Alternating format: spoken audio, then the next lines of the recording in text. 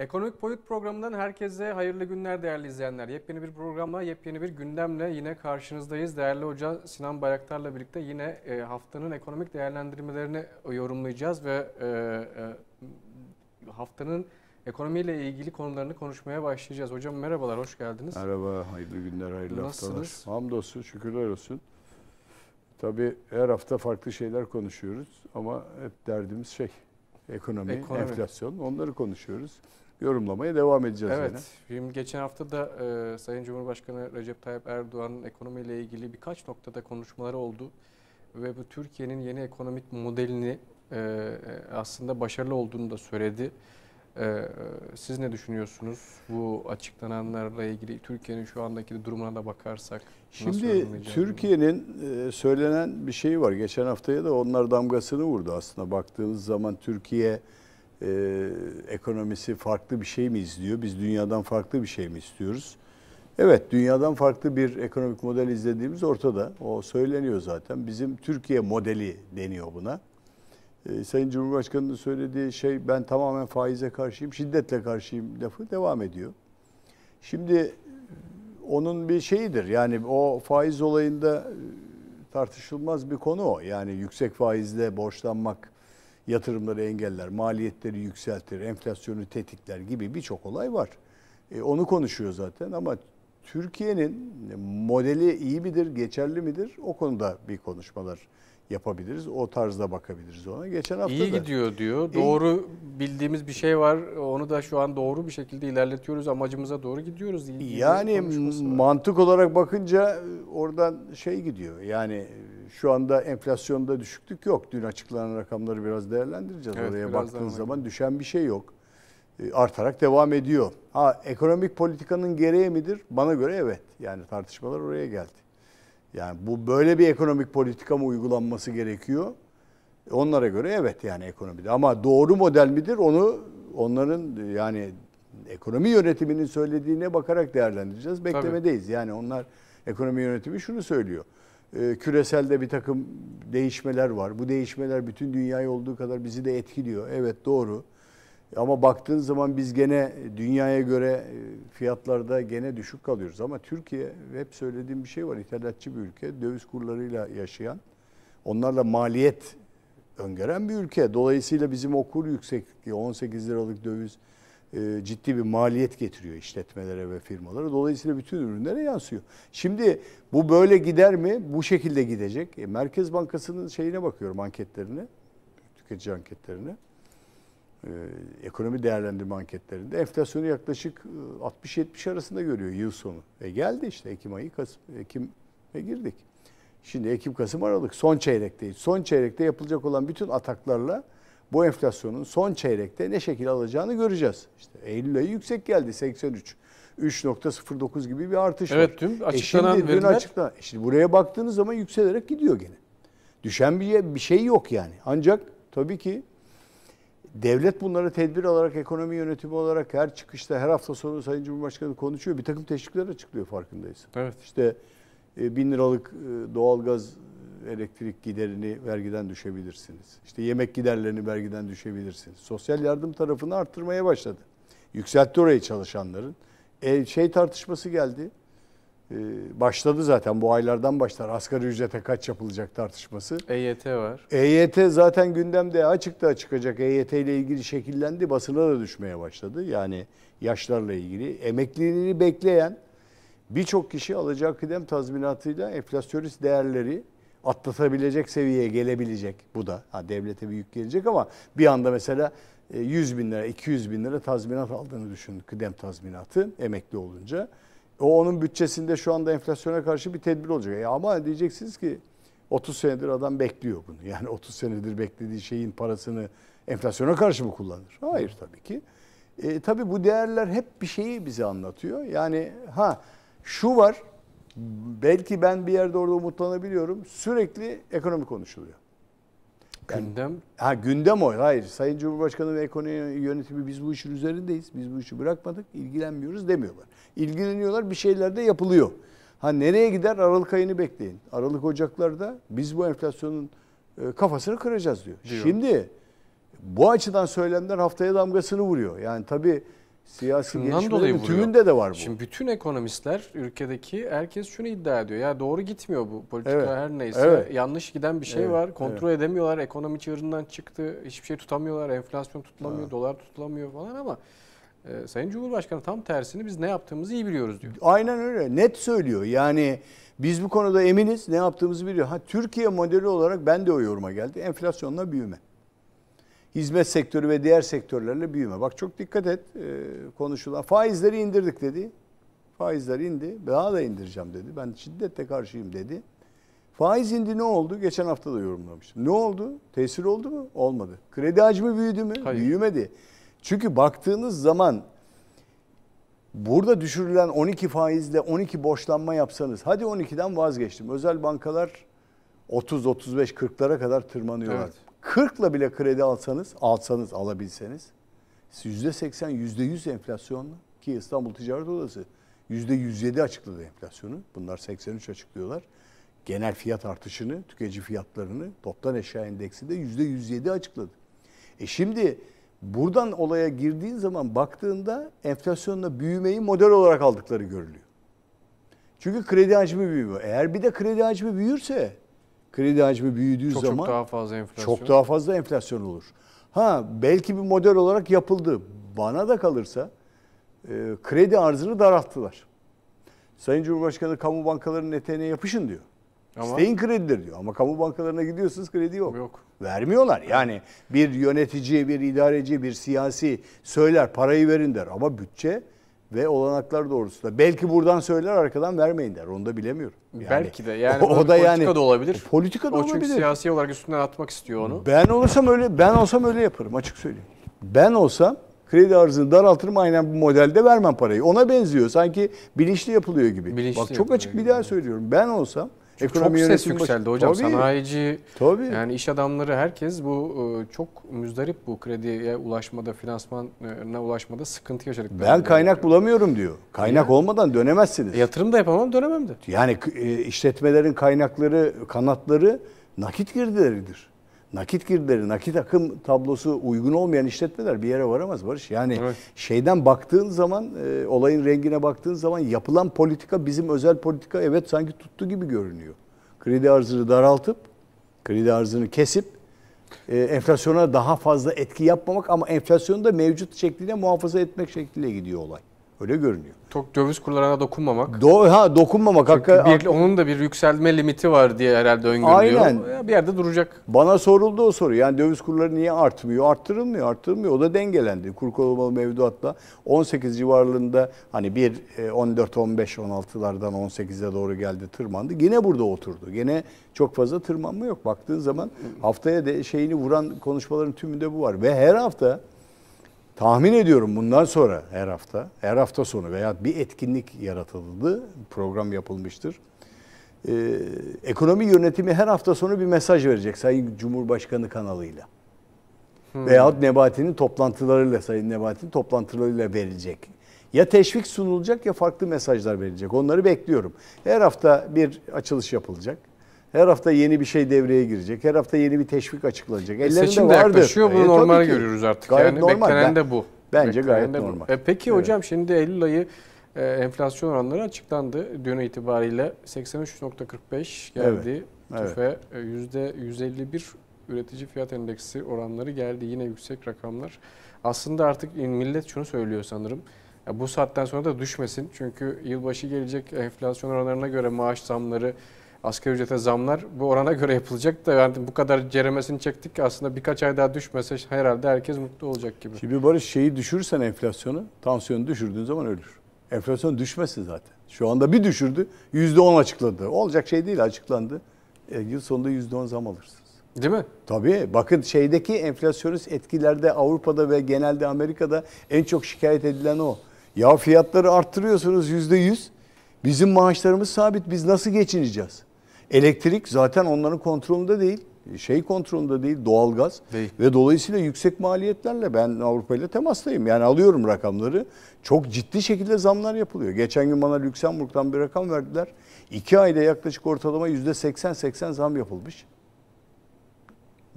Doğalgaza. Doğalgaza. Benzine %60 zam yapılmış. 60'ar 120. Yani bizden çok maaşları aynı oranda artmıyor. Hiç artmıyor. Aynı oranda değil. Hiç artmıyor. Dokunmuyorlar maaşları. Sadece şeyi bekliyorlar. Teşvik edilirse onu bekliyorlar. Maaşları, yani sizin maaşınızı %10 arttırdık diye bir şey yok. Gene 2.800 euro alıyorsa 2.800 euro alıyor. Aynı. 2.800 lirayla aynı benzini satın alıyor. Biz öyle değiliz. Bizim paralelde aynı artıyor. Tabii şimdi şeylere de teşvik olarak da verildi bazı şeyler. Yani şirketler enflasyon zammı oranında zam yansıttılar çalışanlarına. Ara zamları yaptılar Türkiye'de. Bunlarla idare ediyoruz. Yoksa bizimkiler, biz çökmüştük bu fiyat artışlarıyla. Yani mümkün değildi. Enflasyon ara zamları verildi. Devlet doktorlara mesela geçenlerde ciddi bir iyileştirme yapıldı. Kamuda çalışan doktorların zamları tabii paralelinde. Özel sağlık kurumlarında da oradaki hizmet personeline artış yapılacak. Eğitim ücretleri çok yükseldi. Orada öğretmenlerin maaşını arttırmak zorunda kaldılar özel okullarda. Ve dolayısıyla bütün bu sistem birbirine entegre çalışıyor. Peki, şimdi model bu. Baktığın zaman %83 enflasyon. Şu anlamı ifade etmiyor mu? Para basılıyor o zaman. Yani tabii Merkez Bankası banknot matbaası çalışıyor. İşte bir veri açıklayayım. Hazine Ekim, Kasım ve Aralık ayında toplam 117 milyar lira iç borç servisine karşılık 117.2 milyar liralık yeni borçlanma yapıyor. 117 ödeyecek, 117 borçlanma yapacak. Yani bu Ekim, Kasım, Aralık son 3 ayda. Şimdi son 3 ay çok önemlidir ekonomide. Neden önemlidir? Döviz pozisyonlarının kapatılmaya çalışıldığı, bilançoların dengelenmeye çalışıldığı, satışlara yüklenildiği, ciroların arttırılmaya çalışıldığı, vergilerin, işte harcamaların kalemlerinin dengelenip de vergiyi daha az ödeme oyunlarının yapıldığı bir aydır son 3 ay. Son çeyrek çok önemli. Şimdi burada da hazinenin son çeyrek ödemeleri var. Dış borç ödemeleri var. İç borç ödemeleri var ki 117 milyar lira. 117 milyar lira da iç borçlanma yapacak. Mesela bunun iç borç servisine karşılık 61 8 milyar liralık iç borç ödemesi yapacak. Alacak, çıkaracak bunu. Strateji bu. Yani bir yerde hani iç borçlanmada, yani bu bir. İç borçlanmayla para topluyor, alıyor. İkincisi diğer fonlardan ve biriktirdiklerinden kullanım yapıyor. Üçüncüsü de para basıyor Merkez Bankası. Çünkü bu kadar paralelde büyümeye karşı... Emisyonda artış var. Merkez Bankası emisyonuna bakıyorum. Emisyon dediğimiz para hacminin artışıdır. Artış var. Tabii bu enflasyonu tetikler mi? Tetikler. Düşürür mü? Düşürmez. Çünkü ama likiditeye, Türk lirasına ulaşmak zorlaştı. Türk lirasına en fazla nerede ulaşırsınız? Kredi hacminde. Kredi hacmi dar. Kredi portföyü büyümüyor. Ya ne demek bu? Para basılıyor para basılıyor, dengeyi muhafaza etmek için şeyler ödeniyor. İşte iç borçlanma yapılıyor. İç borçlanmalarla yüksek faizle tahvil satılıyor falan, onlar oluyor ama o para servis edilmiyor bir yerde. Duruyor. İç ihtiyaçlar için kullanılıyor. Bizim en büyük sorunumuz ne? Dış para. Yani döviz. Bu sene ihracat 250 milyar dolar civarına geliyor. Kötü değil. Yani hedeflenen bir ihracat rakamına doğru ulaştık. 57 milyon turist, 37 ile 40 arası milyar dolar turizm girdisi var. Gerçek girdi var. Daha evvelki aylardan da girdi içeriye bir, ama ortalama olarak yıllık bütçeye bu gelecek 40 milyar dolar gibi. Bunlar önemli rakamlar. Yani bir yerde dış borç servisini de rahatlatır bu tip şeyler. Artı kaynağı belli olmayan para girişleri var. Evet. Bu kaynağı belli olmayan para girişleri dışarıdan gelen, yani hata noksan oranı denilen bir şeydir. Merkez Bankası'nın tarifiyle hata noksan, yani bunu görmüyoruz. Dışarıdan, Arap ülkelerinden, başka bir yerden gerekiyor diyorlar. Yani en son yıl sonunda hata noksan oranları. Artı bakın bir şey daha geliyor Türkiye'ye. Türkiye'ye olumlu olarak bir şey daha geliyor. Rusya tarafından buraya doğru bir para çıkışı var. Para geliyor içeriye. Oligarkların paraları gibi paralar giriyor. Yani yasal olmayan şekilde de girebilir. Onu bilemiyorum. Tahmin edilen o. Çünkü şeye bakıyorum, Rusya tarafından Türkiye'ye yerleşim olarak talep edilen şey oldukça yükseldi. Kira. Evet. Kiralık yer arayanlar. Sebep oluyor diyorlar. Yani Rusya'daki, Ukrayna'daki bir savaş nedeniyle Ukrayna ve Rusya'nın zenginleri Türkiye'ye doğru biraz göç yaptılar. Bu tarafa doğru gelen bir şey var. Göçmen akını gibi var. Yasal geliyor. Yani uçakla biniyor, geliyor, turist olarak geliyor, iş adamı olarak geliyor, belirli bir sermaye geliyor. Artı ticarette de artış var o tarafta. Avrupalı firmalar Rusya'ya yapacakları ki neticede dönecekler. Çıkış yapıyorlar Türkiye üzerinde distribütörlerine. Biz Türkiye üzerinden mal satıyoruz Rusya'ya. Evet. Hatta oldu. kızdılar bize Amerikalılar. Ambargoyu deliyorsunuz gibilerinden. İşte Rus şirketlerine mal satmayın falan filan gibilerinden tehdit ediyorlar. Ama durmuyor. Sistem devam ediyor. Şimdi hani geçen hafta senle de yorumlamıştık. Şangay Beşlisi'nden gelen etkiler, siyasetteki söylemler. Asya'ya kaymanın bir tabii bunlar, yani ben enflasyon şeyiyle ilgili çok söylemiyorum artık. Enflasyon %80-90 civarlarında gidecek. Sonra kademe kademe düşürecekler. Enflasyonda büyümeyi hedef alan bir yeni ekonomik model. Yılbaşından sonra mı düşme beklenmeli? Bence öyle bekleniyor. Yılbaşına kadar hiçbir şey yapmayacaklar. Ne olur da düşecek yılbaşından ne olacak? Yeni sıkı para politikasını çok farklı şekilde getirecekler. Peki şu an niye yapılmıyor hocam?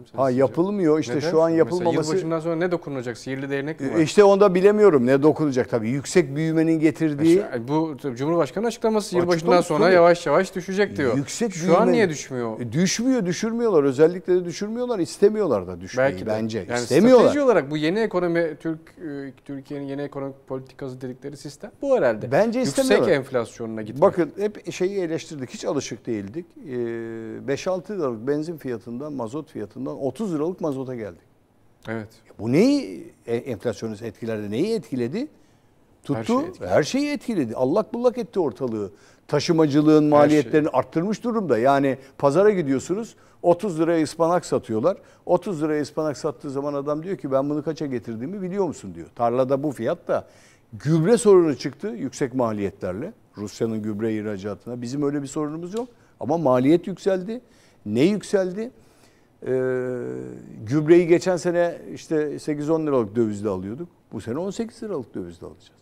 Ve dolayısıyla bunların hepsi nereye yansıdı? Tarıma, gıda. IMF'in şeyine bakıyorsun, ciddi şekilde gıdada kriz ve fiyat yükselmesi gelecek diyor. Şimdi Avrupa çok rahatsız. Bir doğalgazdan, 2 enerjiden, 3 gıda fiyatlarının artışından. Orada çok büyük sıkıntılar. Hakikaten büyük sıkıntılar var. Yani enflasyon. Biz biraz rahatsız. Yani sanki enflasyona alıştık gibi görünüyor. Evet. Yani enflasyona, evet, Türk halkı enflasyona alışıktır. Hep böyle gitmiş zaten. Ben kendimi bildim bile enflasyonla yaşıyorum. Evet. Bir ara geldi, Sayın Cumhurbaşkanı da açıkladı bunu. Biz enflasyonu %5'e indirdik dedi. Doğru. 2021'de 2001'lerde, 2000'li yıllarda 90'lı 2000'lere gelirken enflasyon %150 seviyelerinde. Kurlar patlamıştı yine. 2003'te iktidara geldiklerinde bu sıkı para politikası, BDDK'nın yapılanması gibi şeylerle geldiler, düzelttiler. %5'e indirdiler. Evet, bunların dönemiydi. Bu hükümet dönemi. Ama niye sonra kademe kademe yükseldi? Kademe kademe bir yere doğru gitti. Şimdi onu da söylüyor yani. Biz yaptık bunu diyor. Gene biz yaparız bunu diyor. Ama ne kadar sürede, ne kadar zamanda gelecek onu göreceğiz. Tabii söylediğin gibi çok büyük bir seçim etkisi var. Seçimden gelen, yani seçimin bir baskılaması nedeniyle kaynak aktarımı, partilerin alacağı şeyler, seçim kampanyaları tekrar bir enflasyonist ortamı devam ettirecek. Yani seçim Haziran'da, şimdi Aralık'ta düşüreceğim dediği enflasyon, o zaman gene tetikler artar, bana göre de öyle. Büyük ihtimal seçim hazırlığı bu. Yani seçime şimdiden düşürmeye kalksa, ama yani mantıken düşünüyoruz. Yani şimdi düşürmüşsün, böyle bir durumun söz konusuysa, 2 ay sonra düşürmeye başlamışsın. Yani o belki de bir tedbir olarak gidiyor. Yani çünkü siyasilere tüm yansıyan şey fiyat artışı, pahalılık.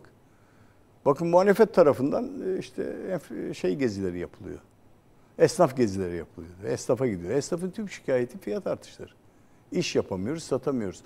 Türkiye'de resesyon var mı? Hayır. Yani Türkiye'de ekonomide durgunluk geldi mi? Hayır. Enflasyon düşmesi durgunluğu getirir mi? Getirir tabii. Enflasyon düştüğü zaman durgunluk gelmeye başlar. Büyük ihtimal bundan mı? Tabii olabilir. Yani resesyon bizde daha belirtileri gelmedi. Ben zaman zaman telaffuz ettim bu kelimeyi ekonomide. Yani stagflasyon denilen bir şey vardır yabancı tabirle. Onu konuşmak zorundayım. Stagflasyon şöyledir.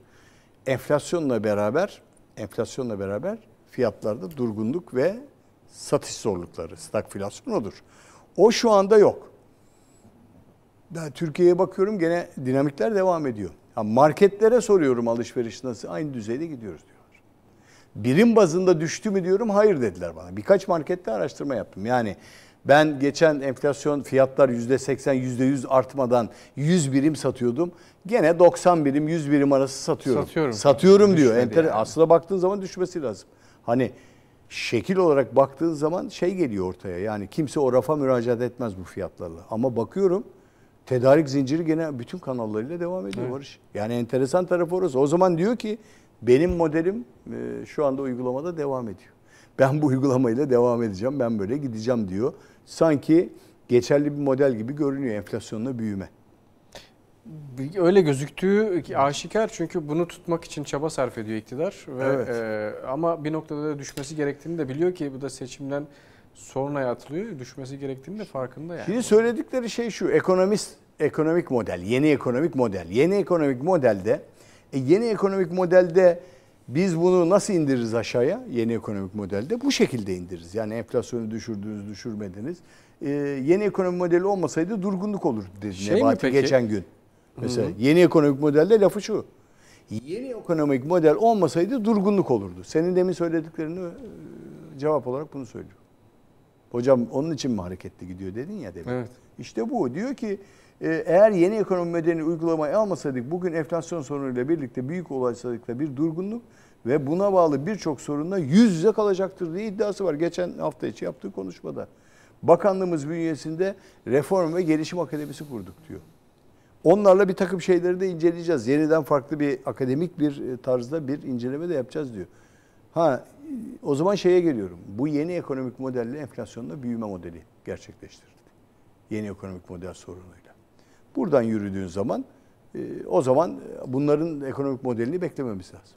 Sonuçlarını görebilmek için. Yani ben şeye döndüğüm zaman Barış bakıyorum insanların böyle hani enflasyonist ortamda %154 üfe gelen bir ülkede fiyatlar durur mu? Durmaz. Mümkün değil. Yükselecek. Şimdi şeyden bahsediliyor önümüzdeki dönemde çok yakında açıklanacak bir doğalgaz şeyi gelecek. Zammı gelecek ki üreticiye yüksek geleceği söylendi.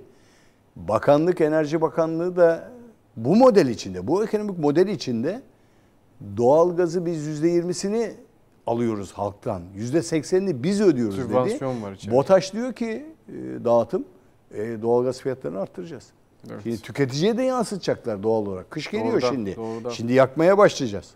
Doğrudan yansıtacak. Bakın belki hani bilemiyorum şimdi jeopolitik konum nedeniyle sıcak bir ülkeyiz.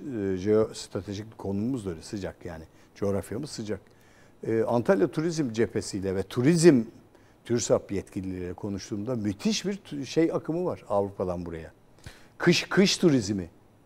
Sanırım hocam bu Ocak ve Şubat sonrasına atıfı hükümetin belki de bu önümüzdeki sezon tekrardan yaz ve kış turizmini beklediği o şeyden dolayı bir baskılayacağı, enflasyonu baskılayacağını düşünüyor. Hocam bana bir yabancı şunu söyledi Barış. Ben 6 ayımı Türkiye'de geçireceğim.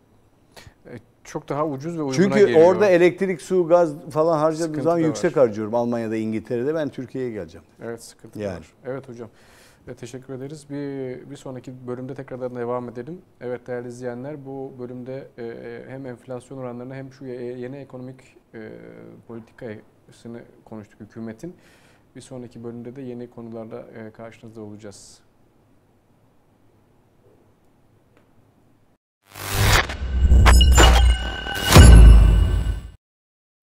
Evet değerli izleyenler, ekonomik boyutun ikinci bölümüyle karşınızdayız. Yepyeni başlıklarla bugün tekrardan konuşmaya devam edeceğiz. Tabii hocam bu Türkiye'nin de yatırımcı olduğu en fazla altın, en büyük yatırımcı Türkiye'de altına yapıyor genelde vatandaş. En güvenli liman olarak da orayı görüyor. Fakat altın da aylardır baskılı durumda. Bir türlü böyle bir yükseliş sergileyemedi. Hatta bir düştü hafif de olsa. Şimdi yavaş yavaş bir kıpırdanma gözüküyor. Ne olacak? Ne oluyor altında? Şimdi altın gerçekten benim hep favori yatırım aracımdı. Herkese önerirdim ama son dönemde altın ciddi şekilde düşüyor. Tabii eğer bu jeostratejik şey olmasa altın daha da düşecek. Savaş var ya etrafımızda. Daha da düşebilirdi. Düşebilirdi. Şu anda bunlar tutuyor onu biraz. Fakat altını yükselten en önemli şey dolarizasyon. Amerikan Merkez Bankası Fed'in faiz arttırımı ve dolayısıyla dolara kayma yatırım aracı olarak fonlarda olsun ki altını hareketlendiren uluslararası fonlardır. Yani vatandaşın alımıyla hareketlenmez o. Merkez bankalarının hareketi ve uluslararası fonların altın depolama hareketleriyle hareketlenir. Söylenen rakam $1.600 civarlarına onsunun düşeceği. O civarlara gelecek. Şu anda o seviyelerde gidiyor. Evet. Ama baktığınız zaman geçenlerde bir araştırma yaptım. Altın küresel merkez bankalarının sıkılaştırma adımları nedeniyle erimeye başladı diyor yorumcular. Özellikle en düşük seviyeyi son 2,5 yılın en düşük seviyesini test etti geçen hafta. Devam ediyor hala. Devam edecek. Doların güçlenmesi, tüm varlık sınıflarındaki bazı artışlar altını düşürecek aşağıya. Altın aşağı doğru gelecek. Altın yatırımcısı endişe eder mi? Etmeyecek. Bekletecek. Elindeki değerlerle. Eğer uygun fiyatları bulduysa satacak elindekini. Yani ben küçük yatırımcı için söylüyorum. Düşmeye devam edeceğini görüyorum altının. Daha gidecek mi? Daha gidebilir, evet, biraz daha. Ama bu arada altın çok kritiktir. Bu arada her gün olan olaylarda bir değişim altını gene yukarı doğru fırlatır. Örneğin bir bombanın bir yerde patlaması, tekrar savaşla ilgili. İşte Rusya'nın bir takım açıklamaları, Çin'in bir takım açıklamaları falan gelirse, farklı bir açıklama, çok stratejik bir açıklama gelirse altın yine yukarı doğru gider. Çünkü altın bir güvenli liman olarak görülür yatırım araçlarında. Merkez bankalarının önemli bir fonudur, birikim yaparlar. Birçok stokların altında tutmaya çalışırlar. Para basıyorlar karşılığında altın. Yani altın tabii para basıyorlar. Ama şu an kural altın öyledir. değerli olması lazım. Bütün dünya para basıyor. Para basıyor aslında baktığın zaman, değerli olması lazım ama. Karşılığı yok o zaman tabii paraları. fonlar çok altını hareketlendiriyor bence. Uluslararası yatırım fonları var ya, onlar. Evet. Mesela şey gibi, Warren Buffett gibi yatırımcılar altın fonunun üzerinde çok durmuşlardı birkaç senedir. Çok yükseliyordu. Getiri sağlayan o karma fonlarının içine altın oranını yükseltmişlerdi. Dolayısıyla altın alımı fazlalaşmıştı. Yani altın koyuyor, altın satın alıyor Merkez Bankası'ndan, piyasadan. Dolayısıyla arz talepte alım fazlalaşınca değer yükseliyor. Şimdi sıkılaştırma, hareket etmeme ve satma var. Yüksek değerden biraz boşalttılar, altın biraz gerileyecek. Öyle de görünüyor ama çok aşağı seviyelere gelir mi? Gelmez. Yani bizde 990'larda gramı seyrediyor. Evet. 1000 küsürlere çıkan altın. 990'lara. Vatandaş şunu yapar. Altına ne zaman müracaat edeyim ben elimdeki değerlere? Eğer spekülatif hareket etmek istiyorsanız, yatırımda öyledir zaten. Yüksek değeri yakaladığınız anda satacaksınız onu. Açıkçası odur. Riski alacaksınız, satacaksınız o değeri. Gidip düşükten alıp bekleteceksiniz gene. Bugün mesela altın alınabilecek seviyeye geldi yatırım aracı olarak. Bence altın alınabilir seviyede. Yani altın alıp bekletilebilir. 5-6 ay sonra yine yukarı doğru tırmanacaktır. Uzun vadeli bir yatırımdır altın. Ama altın tabii rahatsız ediyor insanları. Özellikle doların yukarı doğru ivme kazanması 1600 seviyelerini göreceğini söylüyor uzmanlar. Ve spot altın 1600'e geldiği zaman çok daha güçlü destek bulacak diyorlar. Destek bulurken 1600'ü basamak yapar, oradan yukarı doğru tırmanmaya başlar. Güçlü destek denilen odur ekonomide. Şimdi buradan baktığınız zaman dolarizasyonun getirdiği bir sonuç bu. Sen faizleri her seferde %75 falan bas puan, 75 bas puan arttırırsan Amerika olarak, dolar tabii güçlü para haline gelir, altından çıkar. Ama bir doları portföyüne koyarlar. Yani neye bakar yatırımcı büyük fonlar? Ben fonumun içinde değer artışı hanginde daha fazla, ona gider. Yatırımcısını korumak amacıyla. Oraya yüklenir. Oraya yüklendiği zaman kendi diğer düşük değerleri elinden çıkarır. Altını çıkardı elinden bir müddet. Döndü. Dolarizasyonda vadeli mevduata döndü. Amerikan fonları gibi veya dünya fonları. Eurobondlara girdiler yüksek faizle. Ve dolayısıyla altın biraz ivme kaybetti. Aşağı doğru indi. Gayet normaldir. Paniklememek gerekiyor. Ama yine söylüyorum. Bir yatırım aracı olarak elinizdeki değeri yakaladı mı? Sen gramı 700 liradan altın aldın, örnek veriyorum size. Evet. Elinizde duruyor. Bugün 900 lira, biraz daha aşağı 800'e gelebilir dediğim anda 100 lira kaybetmeyeyim, ben 900 liradan satayım dersen satman lazım özellikle. Tabii bu Türkiye'de bunlar çok etkilenmez. Yani tüketicinin altını alması, satmasıyla bir değer çok yukarı çok gitmez. Şey oynamaz. Oynar yani, küçük oynar. Yani küçük oynar ama yani 1600'lük onsu tırmandırmaz Türkiye'deki hareketler. Uluslararası hareketler önemli. Merkez bankalarının altına tekrar yüklenmesi önemli ve fonların altın alımı önemli. Şu anda o hareket yok. Şu anda fonlar altın portföylerini yükseltmiyorlar. Evet. Orta karma fonlarda. Ondan dolayı biraz değerli madenler düşük, altın ve gümüş. Herkesin gözü orada çünkü. Biz ama genelde şöyleyiz yani bakılıyor. biz çok yüksek getiriyi isteyen insan topluluğuyuz. Bütün dünya öyledir de bizim daha fazladır. Çok çabuk para kazanalım isteyen bir toplumuz biz.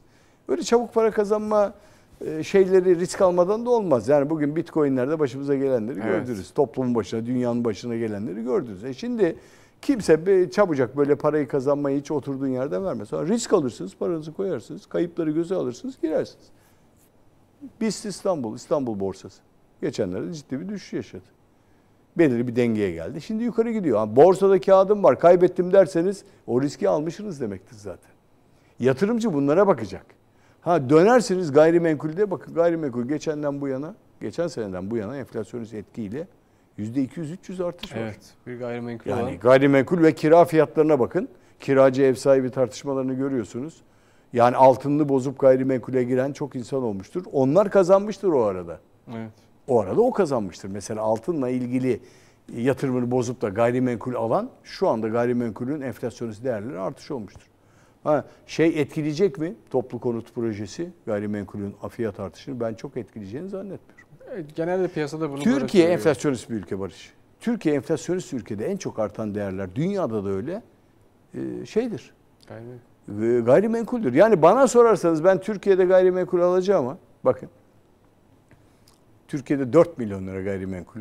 Bölerim dövize onu. Kaçta? Yurt dışında gayrimenkul edinirim. Dolar gelirim olur benim. Daha iyi değil mi? Baktığınız zaman. Baktığınız zaman öyle. Yani yabancılar geliyor Türkiye'de gayrimenkul satın alırken dolar bazında çarpı 18 liradan bozup da veya bölü Türk lirası 18 yapınca buradaki gayrimenkul ucuza geliyor. Onlar buradan alıyorlar. Kira geliri olarak onları çok cezbetmiyor. Enflasyonist ortam cezbediyor gayrimenkul fiyatı. Ama bizde dönün bana sorsan 5 milyon lira bir eve vermektense 5 milyon bölü 18 yaparım. Ben gider yurt dışında Amerika'da veya başka bir yerde 150 bin 200 bin euroya gayrimenkul satın alabilirim. Mütekabiliyet yasası olan ülkelerde satın alırsınız.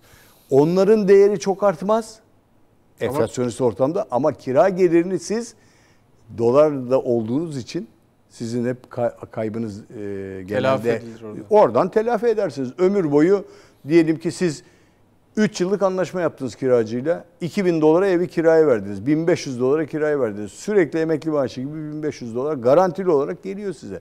Bu gidin yurt dışında gayrimenkul alma anlamında söylemiyorum. Enflasyonun getirdiği sonuçları söylüyorum. Evet, ortaya doğru. Yani bir arabaya 4 milyon lira vereceğinize gidin 4 milyon liralık bir gayrimenkul satın alın. Kiralık araba alın daha iyi. Doğru. Değil mi? Yani doğru. Şöyle yani 4 milyon liralık dolar getirecek bir ev alın. Gidin o arabayı burada 1500 dolara 1000 dolara kiralayın. 18 bin lira aylık verin örnek veriyorum. Benzini bilmem ne kira sana ait sigortası oraya ait olsun. Daha mantıklı görünüyor yatırım olarak baktığınız zaman. Ya benim büyük değerlerim olsa bu şekilde bir düşünceye gelirim ben. Doğru. Ve dünyada da dillendirilmeye başladı. Yine bir gıda krizi kapıda sanırım. Bununla ilgili ne diyorsunuz? Yani artık geçenlerde ciddi bir hatta dündü galiba Uluslararası Para Fonu IMF küresel gıda krizi nedeniyle finansal maliyetlerin arttığını belirterek gıda güvensizliğine yüksek oranda maruz kalınacağını söyledi. Şimdi Rusya'daki savaş malum tahıl çıkışını engelledi. Pandemi gıdadaki arz ve talep sorununu ciddi şekilde engelledi pandemi. Çünkü gıdayı üretemedi pandemi, fazla üretemedi, ekemedi, biçemedi o dönemde. Bir açık oluştu. Avrupalı tarım ekimi yapamadı. Dünya tarım ekimi yapamadı. İşçi bulamadı sokağa çıkma yasağı nedeniyle, korona nedeniyle. Ve küresel bir gıda boşluğu oluştu. Bir stok boşluğu oluştu. Buğdayda öyle. Peşine savaş gelince hepten arttı bu ve dolayısıyla eksiklik geldi. Şimdi eksiklik gelince arz talepte buğday fiyatlarını aşırı bir şekilde yükseldiğini gördünüz. Yani 70 liraya çuvalı olan un 250-300 liraya geldi. Dolayısıyla açmaya, pekmeye, poğaçaya bilmem ne her şeye zam geldi pastane ürünlerine. Artı gıda, şeker arttı. Tümü arttı ve dolayısıyla ciddi şekilde geliyor. Bir gıda enflasyonu ciddi şekilde devam ediyor. IMF de dikkatini çekti. Dedi ki özellikle 2022 ve 2023'te ithalat maliyetlerinin 9 milyar dolar artabileceğini söylüyor toplamda. Toplamda. Şimdi 9 milyar dolar küresele koyduğu zaman kocaman bir rakam. Şimdi ithalat maliyeti artıyorsa ki bizde düşünün işte 7,5 liralık dolardan 18 liralara gittiniz. 7,5 liralık 5 liralık mazotlardan 30 liralara gittiniz. Hatta çok güzel bir yaşadığım canlı örnek vardı. Bir çiftçinin söylediği şey. Ben bu tarlayı 7,5 lirayla ektim. 30 liralık mazotla biçeceğim. Aradaki maliyeti nereye? Gıdaya yansıtacağım ben. Ben sattığım ürüne vereceğim. Tüketici gelecek yüksek maliyette alacak. Bugün süt ürünlerine geçenlerde yapılan zamla peynire, süte dokunulmuyor. Ciddi bir şekilde yüksek maliyet geldi. En fazla tüketeceğiniz ürün. Avrupalı bu konuda mesela ben diyor 2 dolara yediğim döneri 6 dolara yemeye başladım diyor. Yani 2'den 6'ya çıktı. İşte şeker bilmem kaç kuruşken bilmem kaç kuruş oldu diyor. Onlara zam da gelmiyor. İşte bizde de ciddi aşırı maliyetler var. Beni dinleyenler yanlış anlamasın. Bir Avrupa'nın enflasyonuyla Türkiye'yi kıyaslamıyorum. Türkiye de pahalı. Ancak Türkiye tarımda, buğdayda özellikle rekolte olarak bu sene iyi bir pozisyonda. Çok üretim yapıldı. Bir tehlike var yalnız bu gıda fiyatlarının artışıyla ilgili. Onu da yorumlamak istiyorum. İspanya ve İtalya'da ciddi kuraklık oldu. Bu yaz mı için? Evet. Zeytinde ve domateste ciddi düşüklük oldu. Salça üretimi yapamadılar. Zeytin üretimi yapamadılar. İspanyollar büyük oranda şu anda Manisa ve Ege bölgesindeler. Alım yapıyorlar. Ciddi ihracat, zeytinyağı ihracatı ve zeytin ihracatı olacak. Olacak. Hatta bir şey duydum, bir duyum. Manisa, Akhisar, Turgutlu bölgelerinde tarla satın alıyorlar. Kiralıyorlar, satın alıyorlar. Yüksek bedellerle. Euro var elinde, geliyor, satın alıyor. Bizim köyde diyor ki vereyim diyor. Yani bakayım ben ne uğraşacağım tarımla diyor. Veriyor tarlayı. Şimdi İspanyol gelecek burada zeytin ekecek. Sana mı verecek? Vermeyecek. Alacak ülkesine getirecek. Ektiği ağaçları belki sökecek getirecek yarın öbür gün. Ama oradaki kuraklığı göz ardı etmeden buraya gelmişler. Şu anda haberler onu gösteriyor. Yani el altından aldığı basına yansımadı da. Görmedim. Bu sene zeytinyağı fiyatları ve ayçiçek yağı fiyatları aşırı fiyatta yükselecek Türkiye'de. İhracat nedeniyle. Bu neden biliyor musun? Çünkü içeride arz etmeyecek mi diyorsunuz? Yetmeyecek.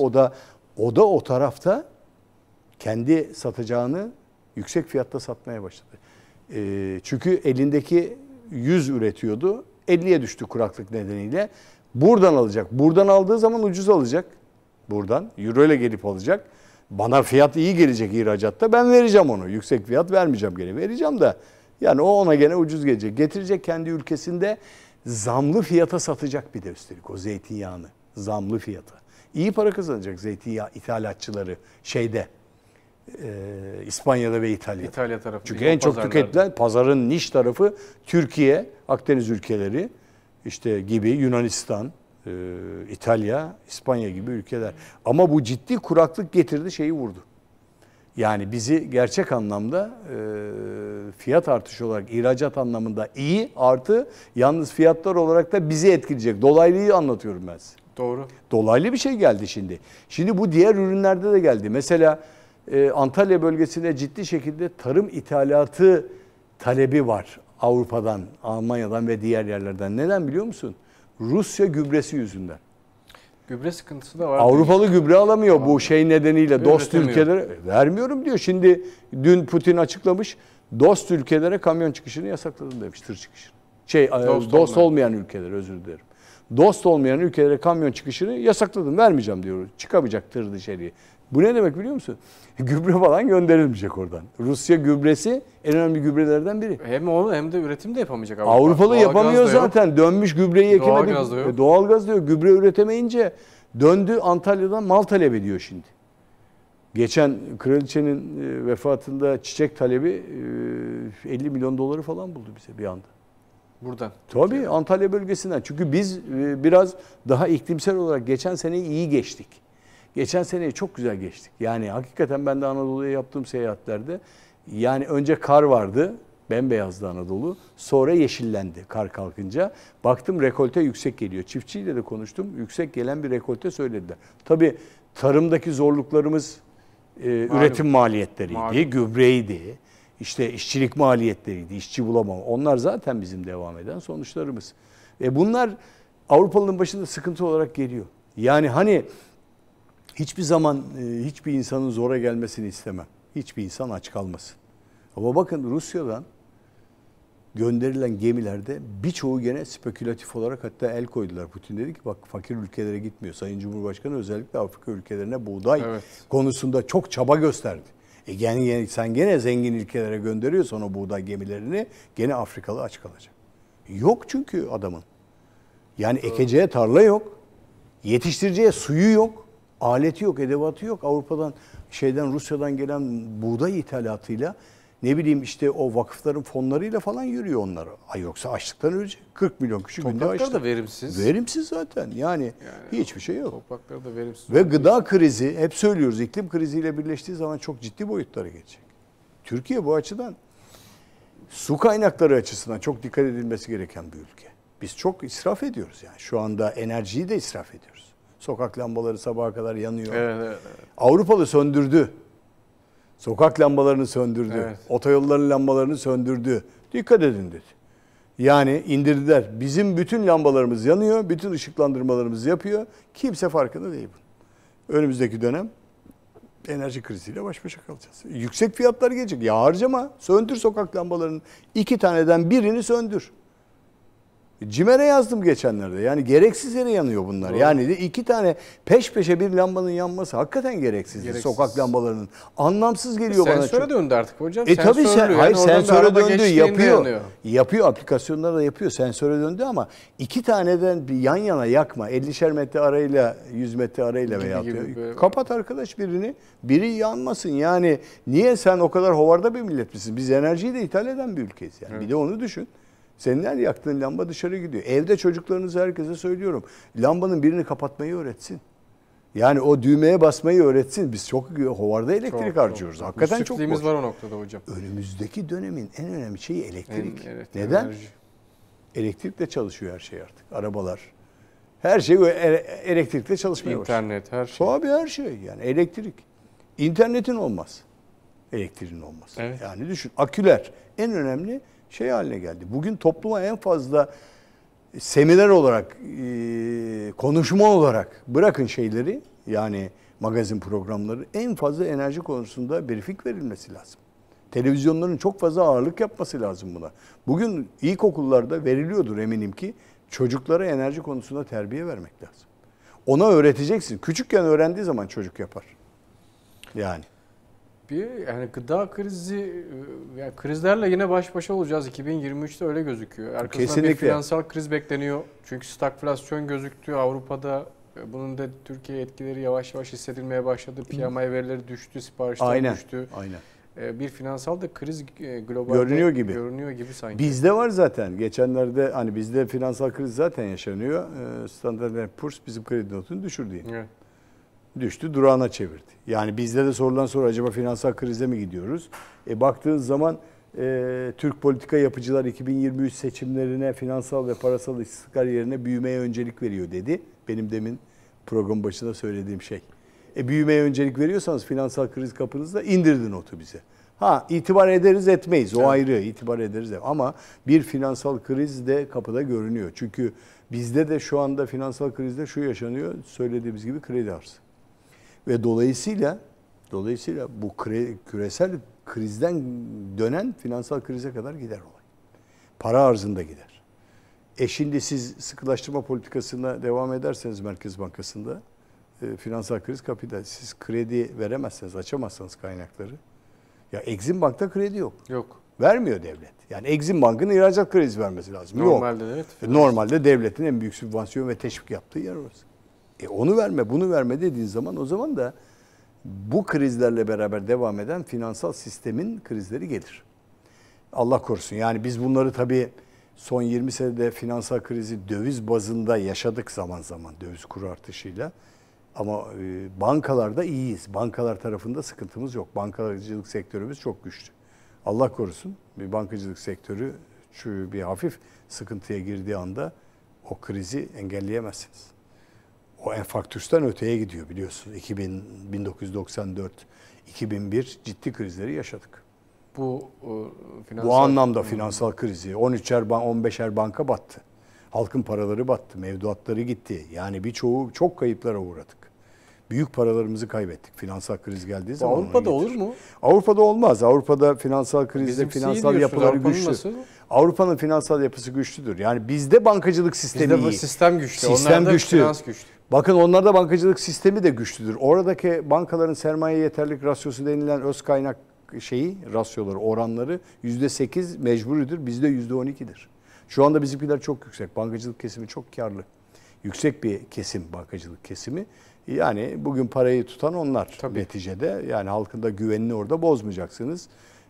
BDDK'nın orada aldığı tedbirler, kötü kredileri ayıklaması gibi şeyler bankacılık sektörünü güçlü tutuyor şu anda. Çok da dikkatli çalışıyorlar ama yani bir işte Deutsche Bank sarsılmaz. Sarsılsa da toparlanır. Bir Bank of New York'a bir şey olmaz. Şimdi Bank of China'ya bir şey olmaz gibi. Yani ama büyük krizlerde, savaşlarda hepsi sarsılıyor. Mecbur. Yunanistan yaşamadı mı? Herkes bankamatiklere hücum etti. Az kalsın bankalar batıyordu. Biz 94'te aynısını yaşadık. 2001'de aynısını yaşadık. Dövize saldırdı insanlar. Hı hı. Bankalar ödeyemedi. Ama gittiler yurt dışındaki kaynaklardan aldılar, getirdiler, vatandaşın parasını ödediler. Yani Allah korusun tabii bu tip krizler, para krizi, altın krizi, terör gibi şeyler, bunların hepsinin altında ana sistem insanların rahatsızlığı yatıyor. Tabii. Onu engellemek lazım. Evet hocam, teşekkür ederiz. Var mı ekleyeceğiniz başka bir şey? Vallahi biz tabii hep hayırla programları bitiriyoruz. Allah hayırlısını versin yine. Yani hepimizin, Türk halkı için. Önemli olan bizim refahımızın, sağlığımızın yerinde gitmesi. Türkiye sağlık sisteminde iyi gidiyor. Tabii ki enflasyon bozuyor, geçinemiyoruz. Açlık sınırı çok yükseldi, yoksulluk sınırı yükseldi. Bunların da engelleneceğine ben inanmak istiyorum. Yani umutla bekliyorum. Karamsar olursanız kaybedersiniz. Hep aynı. Olumsuz olursanız kaybedersiniz. Biraz olumlu bakmaya çalışıyorum açık söyleyeyim. Bizler de aynı şekilde hocam. Teşekkür ederiz verdiğiniz bilgiler için. Ben teşekkür ederim. Evet, Ekonomik Boyut programının bu haftaki yine her zaman olduğu gibi haftalık ekonomik değerlendirmeleri Sayın değerli hocam Sinan Bayraktar'la birlikte yaptık. Önümüzdeki hafta kaldığımız yerden devam edeceğiz inşallah. Teşekkür ederiz.